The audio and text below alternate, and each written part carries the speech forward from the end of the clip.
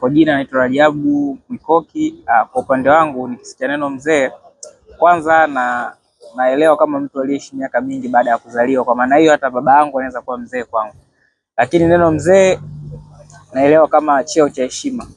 Kwa wengi tunavyoelewa, kwa upande wangu mimi ninavyoelewa ni kwamba ni cheo cha heshima. Kwa maana tunatambua sisi kuwa vijana kwa heshima ya wazee wetu kwetu.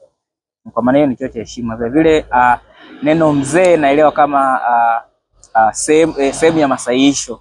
Kwa lugha nyingine tunasema point of correction, kwamba kupitia wazee tunaweza kujua ni changamoto zipi tuziepuke kupitia mambo yao waliopitia na uzoefu wao waliopitia, na mambo yapi tuyafanye kwa ajili ya